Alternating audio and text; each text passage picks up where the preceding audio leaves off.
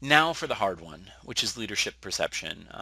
And this is really, it could also be framed as organizational perception. How do we do this stuff?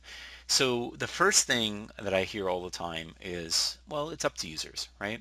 We believe in a grassroots approach, and we think that if we, it goes back to almost the same thing IT was saying, if we just give them the technology, we give them the capability, it's up to them to better their situation. And we've already mentioned that this is not the right approach, but let's for the sake of context here, let's talk about what does it mean from a leadership perspective. So leaders can make a decision on whether or not to use something. Now, IT sometimes is a leader in this, and they can say, we're no longer going to use this file share. It's going to be set to read only. And that way, hey, now we're going to use OneDrive or SharePoint. But there's an action at some point that needs to be taken where it's, let's stop using this. Let's remove this alternative as an option. Let's be really clear from a leadership perspective that we do not encourage, recommend, or support this tool. This is an unsanctioned tool and an unsanctioned usage. And if you do it, you are not doing things best practice wise or the way we'd like you to. And here's why, right? And of course, there's the other piece to this, which is driving leadership from an exemplary perspective and other things. But mandating usage and removing alternatives is absolutely something that leadership can do.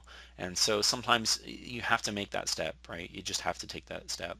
Another thing leadership can do that IT or an individual often can't on their own is incorporate it into things like new hire orientations or annual training or skills validation. So finding ways to take technology, awareness, understanding, to take that technology skill and just help people improve it and track their improvement, that's really relevant.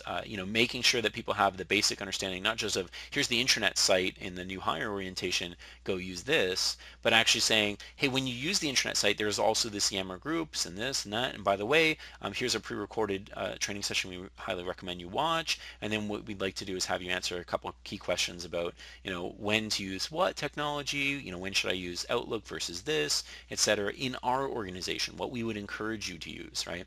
Now, again, does it mean that every new hire is going to start using all those tools? No, because they still have to change their behavior, but at least it's setting the right precedent in the beginning of the process, or it's setting the right precedent on a fiscal or the appropriate scheduling cycle that, hey, this is a priority for our organization, right? Technology enablement and being effective employees in this modern world, in this digital workplace, that's important to us. And here's the kinds of investments we're making it from a leadership perspective. Another question that I get, and this is a perception that's often very confusing, is people say, well, we really want to identify champions, or we really want to have more champions, but it's really hard to find them in the first place.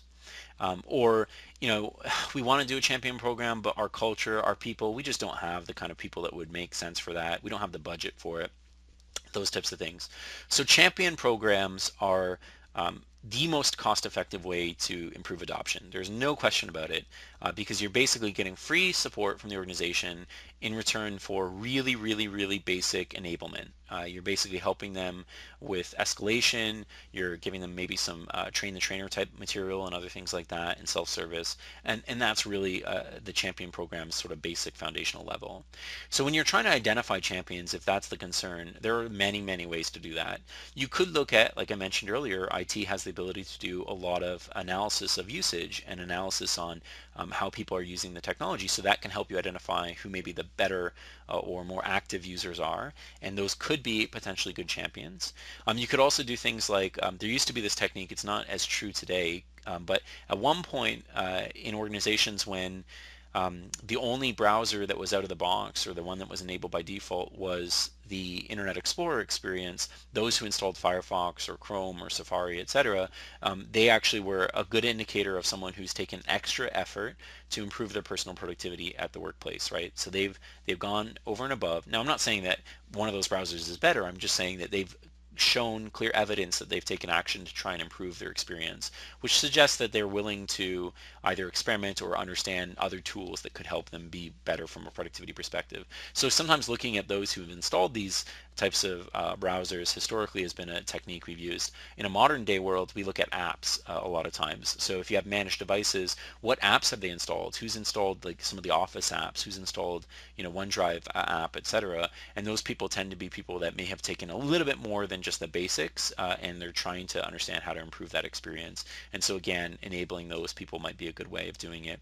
You can of course find these people through surveys and polls, interviews. You can look at for polls those who've responded to, literally to questions like, would you like to be a champion, to those who've answered that they feel like they're an expert at certain things, and sort of self-selection bias is applied there, but it can be an effective way of potentially finding new candidates.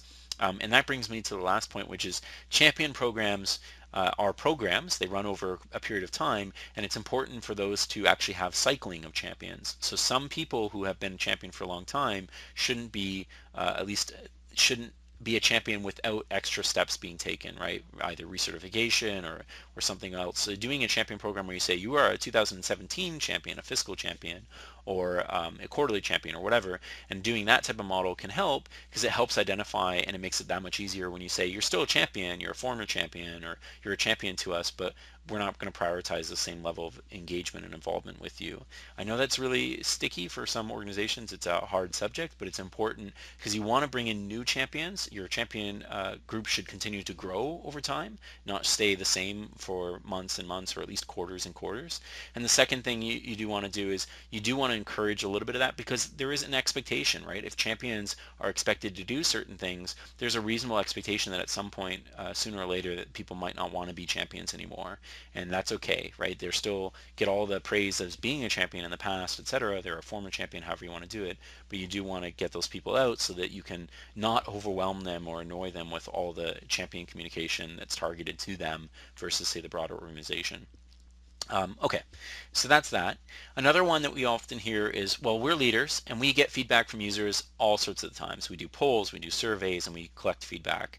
But the question here is, do you actually take action on the feedback, and do you share what action was taken? Not just share the results, because a lot of people are pretty good at sharing results of feedback, but they don't necessarily share, the process that went into making the feedback decisions, or what feedback wasn't acted on and why, right, is another good example. And you can do this at the individual level, or more importantly, you can do it at an organizational or a group or departmental level where you share broader and you say, look, here's what we learned and here's why we took this action or we didn't take this action.